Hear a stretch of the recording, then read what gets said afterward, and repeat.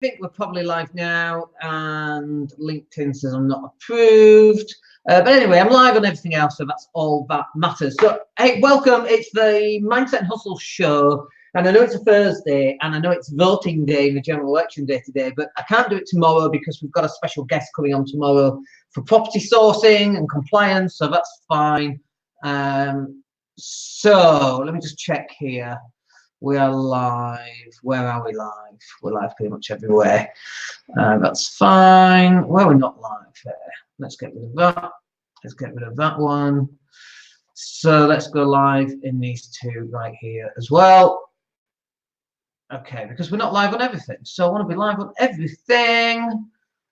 There we go. 1, 2, 3, 4, 5. We're live everywhere. Okay, great. So I wanted to go through what happens when basically it hits the fan and you've got such a problem and you don't really know how to solve it. And I wanted to come up with some steps that you can take that's going to help you resolve that issue. Okay, so and you know, it's like we've all had our battles in life, haven't we? And some are worse than others, and some are really worse than others, and some are mild, but everybody has had their battles. So as we go through life, we find ourselves at different stages depending where this battle is. Sometimes we're in the thick of it, and life is like, you know, really bad, and we're just fighting every battle going. And then other times the battles are much slower, and things are actually going right for a change, and life just seems a bit easier. And obviously we've got Christmas coming up, and you may or may not know this, but we're doing some charity work because we've got this guy whose his mum just passed away, can't get a job because he's got 2 kids who are 7 and 13. Every time he gets to the point of being offered the job, to find out he's got 2 kids, he's sole carer, he's now unemployed, kids got no carpet, we've got no Christmas, his mum just died, can't afford the burial. So we've got all this stuff going on. I'm like, okay, what if we had, and I wrote it down in a very scruffy piece of paper, what if we had like a 6 or 7 step process that would just help people, that they could go through one thing at a time and just tick off. And so that's what I created, and that's what we're going to share in today's podcast effectively. So I know that we're not, you know, I know it's not Friday, I know it's not Mindset and Hustle Day, but I just felt that this was important. We've got less than 2 weeks to go to Christmas. As though that magically means something, by the way. You know, why can't we have Christmas in July when it's warm? We can spend it on the beach. That'd be much better. You know, this thing about, oh, be happy it's Christmas. I don't get that. Well, why not be happy in July or March or November? I don't get, why do we have to be happy on this one day?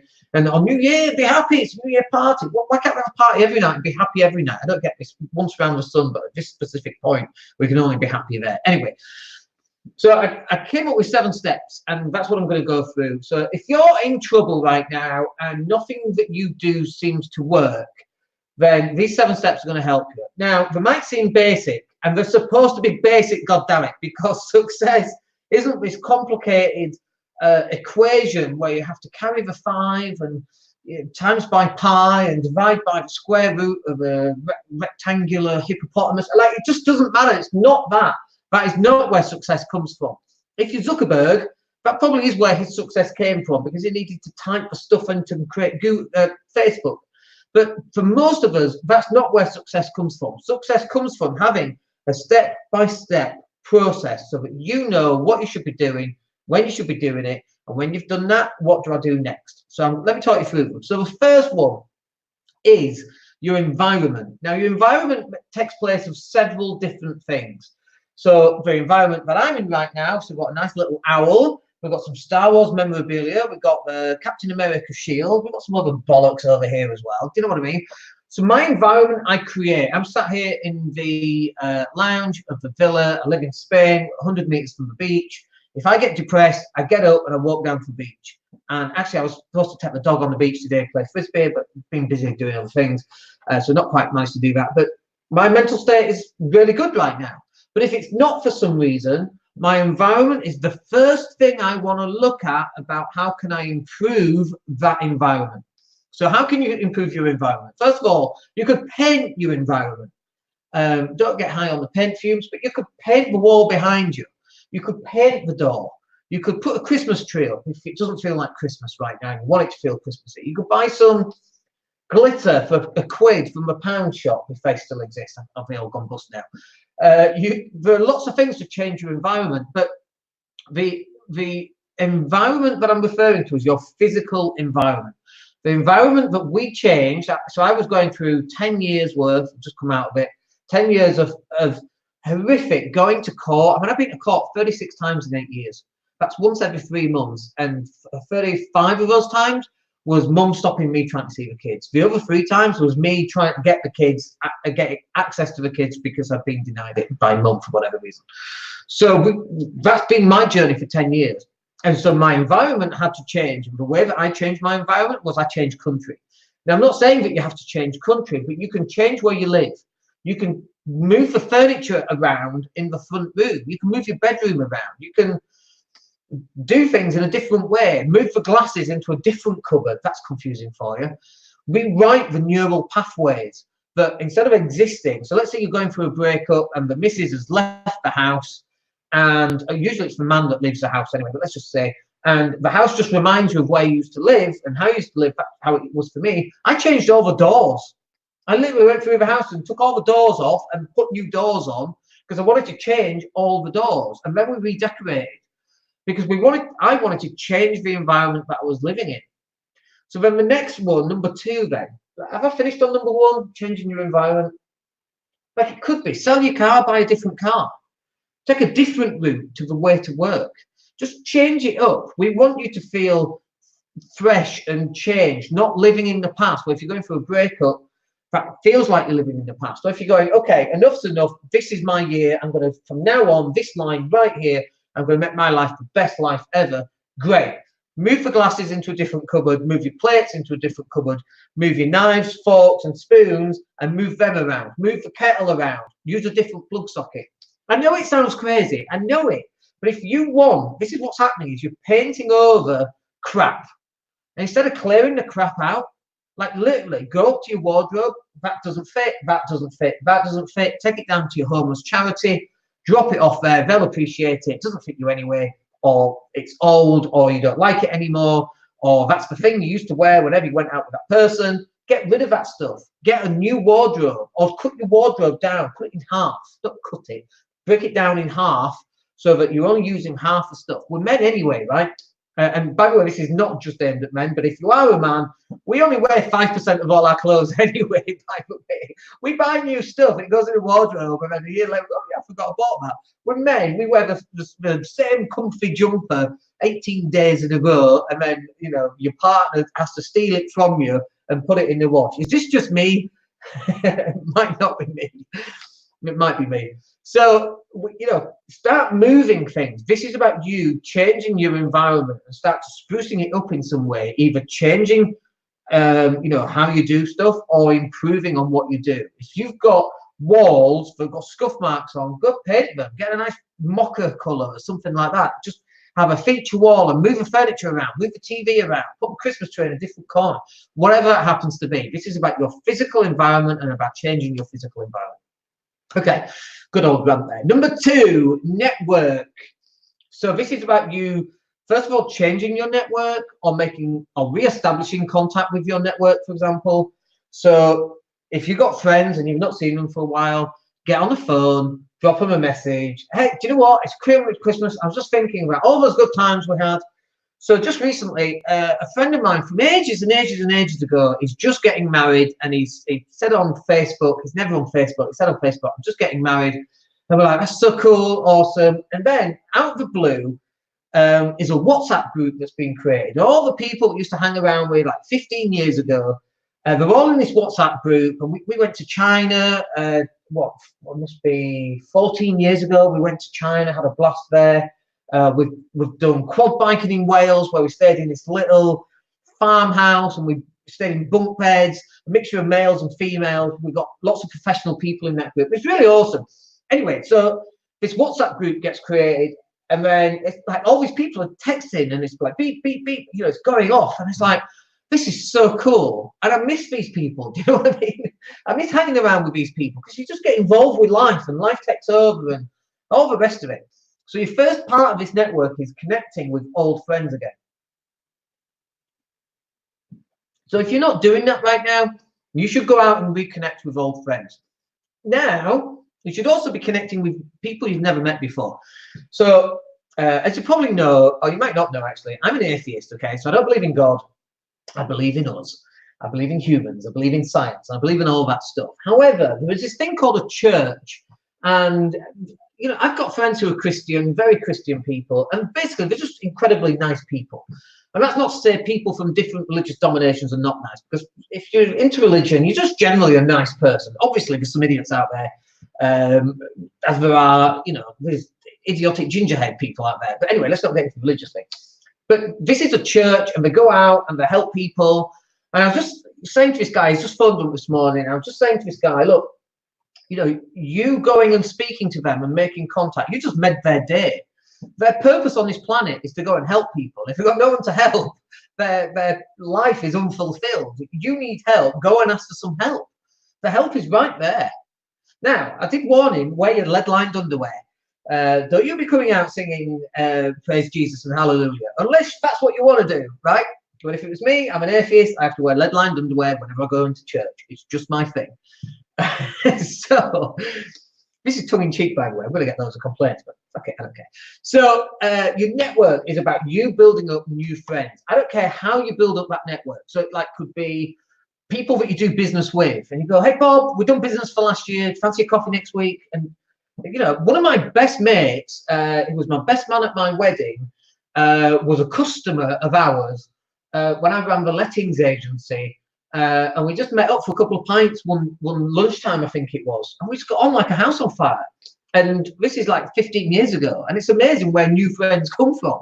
So you've got business contacts, you've also got people on Facebook. I had a phone call yesterday with a really nice lady, and I've forgotten, but I knew her from some training that we did years and years ago. I mean, my life is like a different world than it was 10 years ago, and I forget my name sometimes. But I forget who I knew and who I didn't know, because I'm a different person entirely than I was 10 years ago, by the way, which is really interesting. But you've got potential to find people on Facebook. Now, the other thing here, that on Facebook, you've got the potential to find people who've got very similar interests. So I went to Comic-Con a couple of weeks ago in Birmingham, and there's a guy walking around with his P90 from Stargate Command, and he looked the spitting image of Jack O'Neill from Stargate. And I was like, dude, Captain Jack O'Neill, how cool is it? Yeah, how cool do you look? And all the stuff, and you got your P90, and we're just talking sci-fi and Stargate and all that really cool stuff. Cool for me, right? Because I'm a geek. Look at me getting all excited. So it's really cool going to Comic-Con with people in all sorts of outfits, and we really made an effort. And stormtroopers were there, and they're really intimidating, and the Emperor was there with his guys in red, and they're really intimidating, and he's using the force on people. It's really cool, right? Look how excited I get. So for people out there, whatever your thing is, it could be Game of Thrones. People get dressed up at weekend and they join Game of Thrones. It could be Dungeons and Dragons. Do you remember that from when you were 13 or 14? I used to play that. And someone was talking about it, and I'm like, yeah, that sounds really cool. I'm 47 now, for God's sake, but it doesn't matter what that thing is. It could be football and Leeds United. Have they even got a team anymore? It could be basketball. I'm in a basketball group. It could be anything. I'm in a group called Feed Your Family for 20 quid or less, because I'm like, that's really interesting. How can you feed your family for 20 quid? I find that stuff interesting. I'm in a group, DIY on a budget. I've just joined that. I'm a property investor. I'm always looking how to do cool stuff on a budget. And some of the stuff that's in that group is like, oh my God, how much did that cost? £65 of a panel of the whole thing. And it looks amazing. You're like, oh my gosh, that was 65 quid. We've got B&Q to cut over wood. We'll put it on and it looks amazing. So whatever your thing is, this is you creating part of your network. And without your network, you know, we are stronger as a team. Male, female, black or white, whatever religion you are, as a species, we are greater. We have more strength in numbers than just you on your own. And you know, I said this yesterday, in order to make the dream work, you've got to make the team work. And this forms part of your network. So we're just talking to this guy, and he's having a few problems, and he's just solving one thing at a time. And the reason he's able to do that is because he's got support from other people.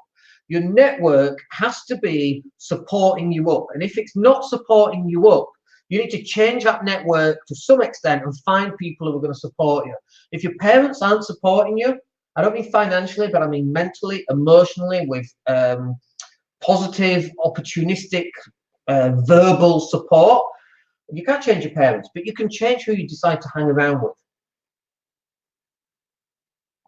And you want to hang around with people who think like you do, not all the time, because sometimes you want that person to challenge you, but when you're going through crap, you want someone who's going to support you and say, you've got this, dude. I've got your back. Don't you worry. You just go do that. If you get down, I'll support you. I'm here to pick you up. It's fine. Okay, that was number 2. So number 3 then.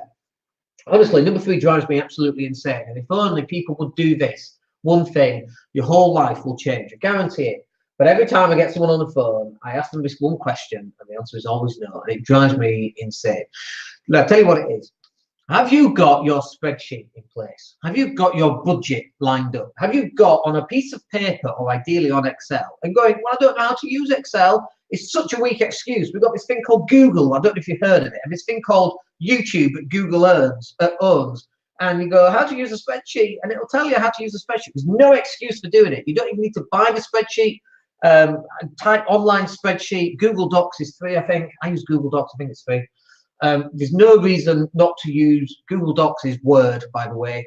I don't know what spreadsheet. I don't know. Anyway, type Google spreadsheet and it'll come up. You can get access to it, and you put in all of your outgoings and what your income is, and then you can work out what the snapshot is as to where you are right now, this very second, and how the rest of this month is going to look. Not only that, you can then do the same for next month and the following month and the following month. I just spent the last couple of days not only extending my 12-month forecast, it shortened down to about 8 months, because I always delete the existing month once we get to the end of it.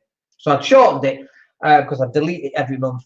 And then so I had to extend another 4 months. So we've always got a 12-month snapshot. That's how I'm working, what I'm working towards. And we were looking at what properties we're going to buy next year. But not only that, based on those numbers, and if we have a successful year, we do everything that we're supposed to do next year, the following year means we can buy more properties. And then when we work out, okay, if we do everything that we're supposed to do next year, and then the following year, if we do all that, then the following year, we can buy even more properties. And even more, and even more, and even more. All of that for 20 years, that's my cash flow forecast. It gets a bit crazy into that cash flow. Now, it might not happen, it's pie in the sky, but heck, if we do everything that we set our hearts on, and stuff happens along the way, obviously, so we might not, but if we do everything that we're supposed to do, that gets a little bit crazy. But this is what's really important. If next year I don't do what I'm supposed to do, the 20-year goal doesn't happen at all. Unless I find a way of catching up, it simply doesn't happen. So it's all to play for. The decisions that I make today, the financial decisions, the money that I go out and spend, or the money that I go out and save. I mean, I'm looking at a Mavic Mini, a little drone. It's 500 quid. And I'm like, am I too tight for this? Is it in the budget? And it actually is in the budget, but not this month's budget. I'm going to have to save up for that. Can I pull money from a different part of the budget? Maybe. Maybe. Depends on how much money we spend on petrol. We've got Christmas coming up. And we've got money allocated for all of that, by the way. But even then, I'm like, no. I'm going to hold off and maybe see what the discounts we've got in January. Don't buy stuff because you're bored. Talking to myself here. So we're going to see what discounts there are in January, if any. And there might not be any discounts at all, and that's totally fine. But does it fit into my cash flow forecast? I've not forecasted for it. Somebody asked me a couple of days ago, are you going to do this? And I said, no, it's not in my forecast. Can't remember what it was now. I think it was a Ty Lopez thing. We had an opportunity to speak with Ty Lopez on WhatsApp, and I turned it down. It was going to cost me $1,000, and it was going to get me into this investment circle. I don't need to be in this investment circle because I'm very good at doing my own investments. Thanks very much. But it'd be interesting to talk to Ty. $1,000, 700 quid. I'm not prepared to spend that. It's not in my budget. When I spoke to the guy, he was very disappointed. But Ty Lopez's little minion trying to get me to sign it was very disappointed. But it's not in the budget. It's not in the budget. It doesn't happen. The point here is that you've got to have a plan. And if this thing's not in your plan, one, you might want to extend your plan, or two, the answer is no. Do you want to come out Saturday night? It's 50 quid. No, it's not in my budget. You don't go out. That's as simple as that. Or I tell you what, I don't want to do that, but why don't you come around, bring beer, use my oven, we'll make hot dogs and beer. I don't know. Watch the ball game. I don't know. Whatever it is that you do. But if it's not in your budget, it doesn't happen. Most people haven't got the budget. That's why it winds me up. Number 4, exercise. Now, this is really interesting, actually. I just done my workout today. I signed up for Chris Hemsworth's app. It's like 75 quid for the year, and it's an app on your phone, and you do the working out, and I put it onto the TV downstairs, and so a guy works out, and you just follow what he does basically. It's quite good. It's like being in a gym without going to the gym. You do it downstairs. I've got a gym down there, so it's pretty cool. But exercise is an interesting one because it takes me so much effort if I don't want to do exercise. It takes me so much effort to actually go. I've got to go upstairs, all the way upstairs. It's like 13 steps. And then I've got to get changed. I've got to put shorts on. I've got to put a compression top on. It's cold in the cellar, you know. There's no heating down there. It's cold for the first 5 minutes, by the way, then you get too hot. And then you put a t-shirt on. And then you've got to go downstairs. Then I've got to put my trainers on. That takes like a whole minute. And then guess what? I've got to go downstairs into the gym. I know it's beyond lazy, right? It's beyond ridiculous how lazy this is. But it's not the gym that's the problem. It's my mindset. And so what happens is, if I can just get to the gym, and it's only downstairs, if I can just get there, I will work out. The problem is getting my lardy ass to the gym. And I know that everyone struggles with this. I'm not the only person. So what I say to people, this is one of the techniques or strategies that we've had for a number of years now, is if you're really struggling to get to the gym, this is what you do. You grab all your stuff, okay? And like for most people, have not got a gym downstairs, but you have to drive to the gym. So you go to the gym, you go into a change room, and you get changed. And that's it. You sit there for 10 minutes, check your phone, and then leave. Get changed back again, and then leave. And this is what's crazy about this as an idea. Your mindset will go, hold on, I've come all this way, I've got changed. What? And now I'm just supposed to leave? Two things are going to happen. First of all, your mindset's going, I might as well just go and lift some bloody weights or run for 10 minutes. The second thing is, it's going, all these people are going to think I'm a real schmuck. What a schmuck. He comes in, he gets changed and goes home. You're going to go and do the gym, right? It's a nice little strategy that kind of forces you into going to the gym. But if it's getting to the gym that's the problem, all you've got to do is tell yourself, you're basically cheating on yourself here. You're lying to yourself. You're saying to yourself, no, I'm just going to go to the gym and just sit there. And you go, okay, I can do that. I can do that. And then when you get there, and you're just sitting there, you're going, what a schmuck. And it gets you into the gym. But exercise is one of those things that makes everything look better afterwards. The endorphins come out, you feel much more positive. But actually getting into exercise when you feel down is one of the hardest things on the planet. I know because I've been there. So what can you do? Okay, so, and I know it's freezing cold right now in England. It's not so bad here in Spain. We can go on the beach. We probably need a jacket, but it's not freezing cold. It was a little bit cold today. But if you're in the UK, you just need to get out of the house. Go for a walk. Go for a walk in the woods. Don't get murdered. Go for a walk in the woods. Joggers are always dodgy because they're always finding dead bodies, aren't they? They must kill loads of people, I reckon. I reckon joggers are killers. Anyway, go to the woods. Go to your local park. Go for a walk round. If you got a bike, grab the bike. Go pump up the tires. Get yourself out. Go and do something exercising. Do star jumps if that's what. Let me tell you a funny story. So I flew over and I one evening and I picked up the car, which was parked around the street, a corner near Leeds Bradford Airport, and I was driving to my house. This was about 12:30, about 12 o'clock midnight, because like 10:30 landing at Leeds Bradford. I'm driving home, and the car on Armley roundabout, if you know it, and the car just put her to a stop, and I'm like, oh, this is not good. And I literally had a t-shirt because I didn't have a jacket. Right, it's November. I don't know why I didn't have a jacket, because back in those days I was acclimatized to I'm fine, you know, like we do because we're men. So anyway, I'm wearing a t-shirt and jeans. I think maybe I had a very light hoodie. I think I had it was a super dry, very light hoodie, very thin material. So it's 12:30 at night. I'm pulled over, and now I'm having to wait for AA. I can't get the car started, and I'm struggling. And it's cold. The car's not starting. The heaters don't work, and I'm starting to get cold. And I'm literally on Armley Gyration. It's a big roundabout. This car's going past, and I'm like, I'm going to freeze to death here. The AA was like 2 hours away. I'm like, what the hell am I going to? I can't go knocking on doors at this time. There's no McDonald's open. There's nothing, right? So I'm like, what am I going to do? So I'm literally stood on the side of the road, and I'm doing star jumps to keep warm. Cars are driving past, and the honking as we go past, and doing star jumps. And anyway, the guy from the AA turns up. He's ex-army, and he's like, And he was laughing at me. He's like, "What are you doing?" I'm like, "I'm keeping warm, dude. I'm going to freeze if I don't." He's excited. He's like, "That's amazing. Well done." Most people just like freeze to death, but you know, well done for actually doing something. Honestly, I felt fine. I felt in really good spirits. I'm freezing to death, but I'm doing star jumps and the adrenaline's pumping and I'm feeling pretty good. Even though this situation, 12:30, he's like, "Where do you want me to drop the car?" And I drop it at the garage and then drop me home. So we did all that. I got home at like 2:30 in the morning after traveling 8 hours, you know, because 2.5 hours to get to the airport and then a 2.5 hour flight. And then you have to wait at the airport and you got to get off the plane and blah, blah, blah. So it takes 8 hours. I was exhausted, but I was in such good spirits. It took me ages to get to sleep. I was feeling really good. And the whole reason why I felt really good, despite taking 8 hours to get home, despite the car breaking down and freezing, is because I was doing freaking star jumps at the side of the road. And people are honking, and I'm waving at them as I go past. I didn't care. It was fine. So exercise. You've got to do something. I don't care what it is. Doing star jumps, running on the spot. There's loads of exercise stuff on YouTube. If you've got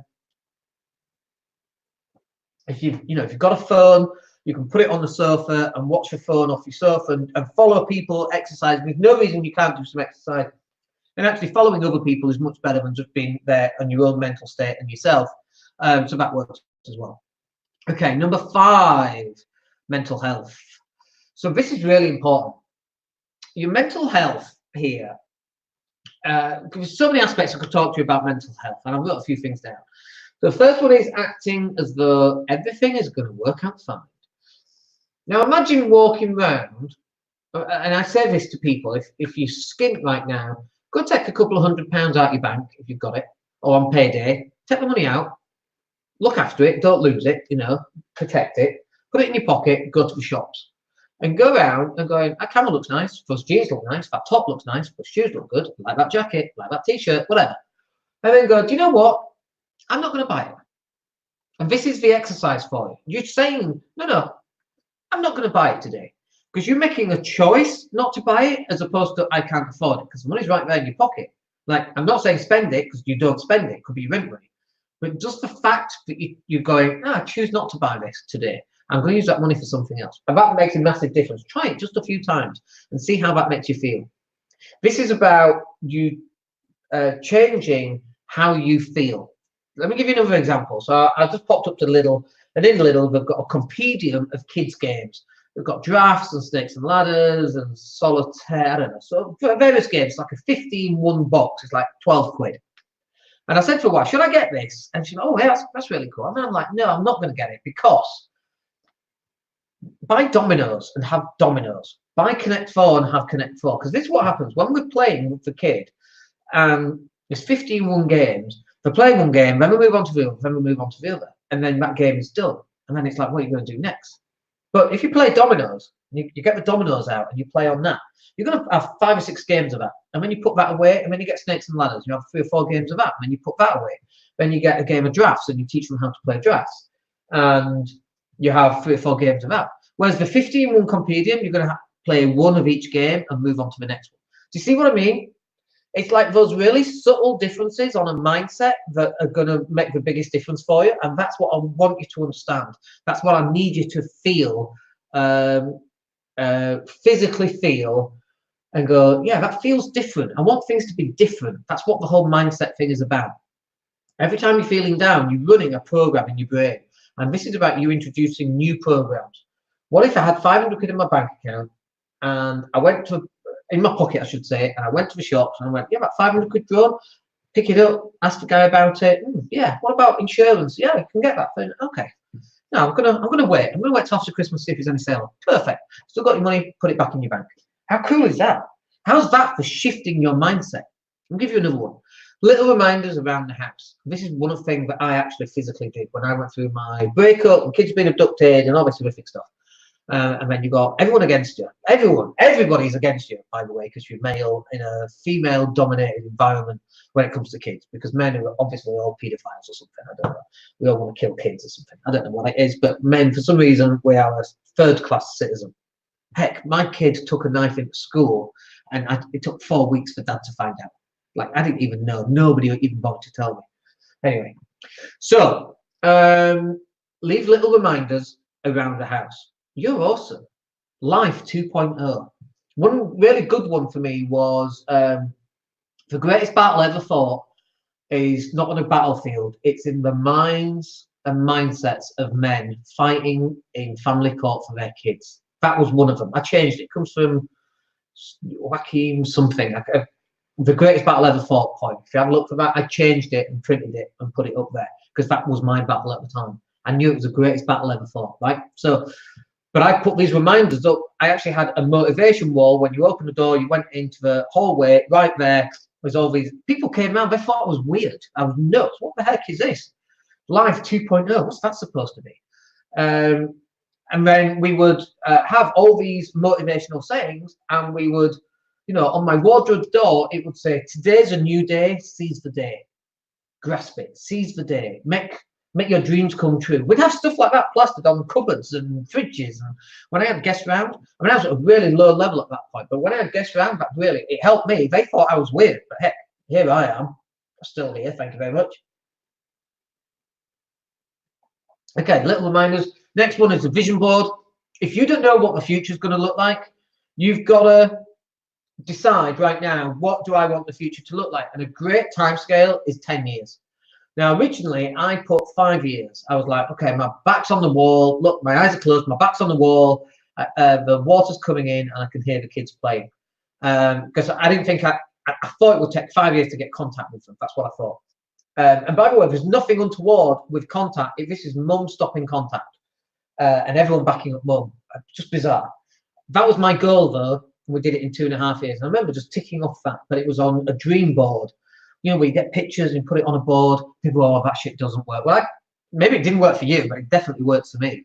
And I've used quantum goal setting, where we put the goal into the future, and then we sit right inside that goal and looking through our own eyes, so we know what that feels like. But that 10-year, like anything can change in 10 years. I just saw Gary Vee's 10-year decade, and 10 years ago he was just starting out Wine Library to 4 people on YouTube. Now look what he does. He commands $50,000 per 45-minute, you know, main talk, and he drops a video and it's got 500,000 views within a day or two. Do you know what I mean? He's gone from that to that in 10 years flat, which is amazing. And think about where you can go from today, feeling like you do, with the problems that you've got and the obstacles that you've got to overcome, and then think about where you're going to be in 10 years. Now, by the way, this can be quite scary. I'm 47. In 10 years, I'm 47. I was talking about life insurance yesterday, and she was like, "How long do you want it for?" And I'm like, 20 years. And then I'm like, oh my God, in 20 years, I'm 67 years old. What on earth? And I'm like, shit, time is running out, guys. Time is really running out. I haven't got time for this. Let's, you know, this is really motivational, by the way, because then when you go in 20 years' time, or even 10 years' time, and you're looking how much time you've got left. If I'm 67 in 20 years' time, okay, at 67, how many years do you think I've got left? 15, 20, 25? Maximum, right? Could be 5. Could be 6 months. Nobody knows, right? The lady from Roxette, she just passed away. 61. 61. Nobody knows what's going to happen. A friend of a friend of ours here in Spain, 42, leaves a 5-year-old daughter. No one knows when our time is. But I don't want to wait for that long. I want to start planning now. And I want, you know, this is what we were talking about with the property. Yeah, it's a pie in the sky, but if it happens, it happens. All those future plans are based on what we do today.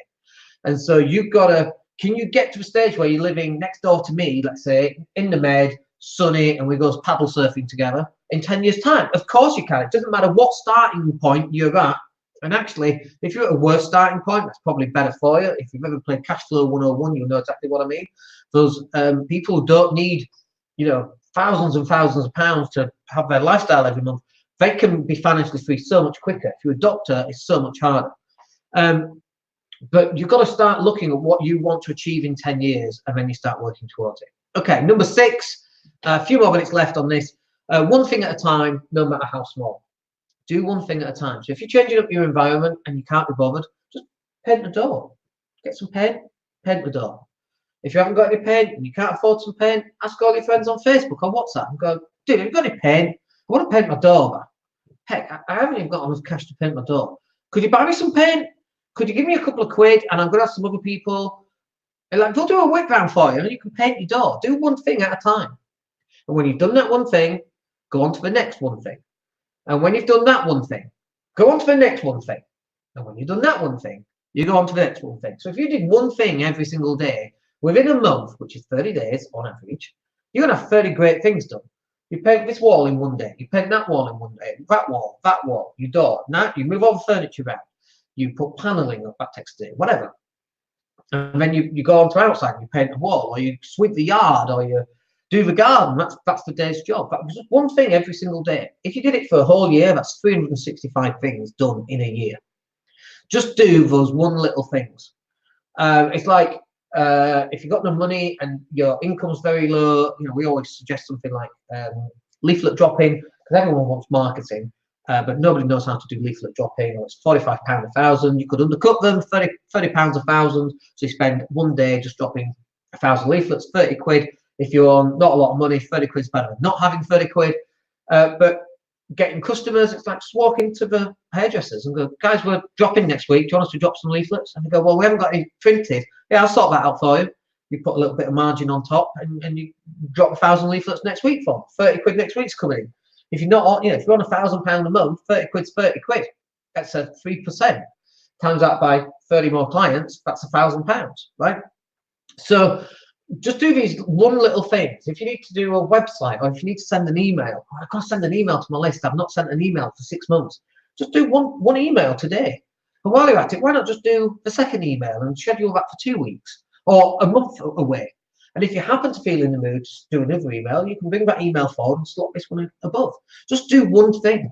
Getting that one thing done is going to be the world of difference. One step after another. Oh, but Dan, you don't understand. I can't even move a step. That's fine. Just move that one step. And when you've done that one step, just contemplate what it would be like to move the next step and move that next step. Okay, last one on this is little victories. So talking to the guy today, he's had a couple of little victories where he didn't think, everything looked bleak, everything looked dark, and he's had a couple of little victories, not big ones, little ones. And the little victories are what make you successful. This is like, where does weight loss start? That one donut that you didn't eat will help you on weight loss. That one extra hour that you fast for, or 2 hours or 3 hours, well, Dan, I can only go 12 hours without eating. Fine, go 13 hours. Just extend it by one, and then tomorrow extend it by another. We're back to back just one thing again, right?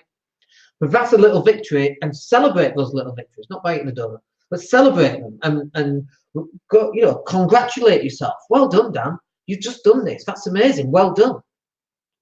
So you've got to book in these little victories. If you walk into a hairdresser and go, the 10th hairdressers, and you go, I've just asked for you now, they didn't want leaflets dropping. Do you want me to drop yours? Put those guys out of business for you? Because I want to do that, because they didn't want to market the business. How about we drop leaflets for you and we get your business up and running? And bollocks to them. They're like, yeah, let's do that. Like, congratulate yourself on that. That's awesome. Even if it's just 1,000, and even if it's just 30 quid, 30 quid's 30 quid at the end of the day. If you're on £1,000 a month, but your bills are 1,029, 30 quid makes a massive difference. Do you know what I mean? That can be life-changing right there. £30 is life-changing. Listen to the language. It's true, though. It's absolutely true. And those, my friends, are 7 things that you need to do if everything is kind of going to pop a little bit. So we went on massively more than I kind of expected to there, about 38.5 minutes. But I hope that's useful for you. I hope that you can use that and implement some of that. I know that, when things go wrong in life, it's not just one thing, it's like 20 things go wrong in life, and it all comes at you all at once, and it comes to smack you down. And I know how hard it is, because I've been through it myself, but I can tell you that when there is a light at the tunnel, I don't know if you know this, but if next time you're in London, you go into a tunnel, you'll notice that you won't see the light at the end of the tunnel. And the reason is they have an S-bend. On tunnels that go under rivers in particular, they have an S-bend. The reason that you don't see light at the end of the tunnel in S-bends under rivers is because when the horses were going through, they would bolt. They would literally run as fast as they could towards the light, because it was dark, because we had, horses, no cars, right? So that's why if you can't see light at the end of the tunnel, just know there's an S-bend in front of you. That's all. And the further you go into your journey, you're just waiting for the light at the end of that tunnel, and eventually you see that light at the end of the tunnel. And you know that bit in Shawshank Redemption, and he goes through the pipe and he comes out and the music roars and he's like, yeah, and he's escaped. That's what it feels like. That is exactly what it feels like. You crawl through 400 meters of shit and God knows what else, and you come out on the other side and yes, and life gets better. That's not to say you're not going to have obstacles again, because life's not like that. You have obstacles. That's what life is. But it's to say that life definitely gets better. And I know it does because I've been there, and I know that life will get better for you as well. I hope that's useful for you. My name's Dan Latto. We'll speak to you tomorrow on the Mindset and Hustle show, which is actually the property cash flow show, where we're going to talk about compliance and that kind of thing. All right, speak to you soon. Take care.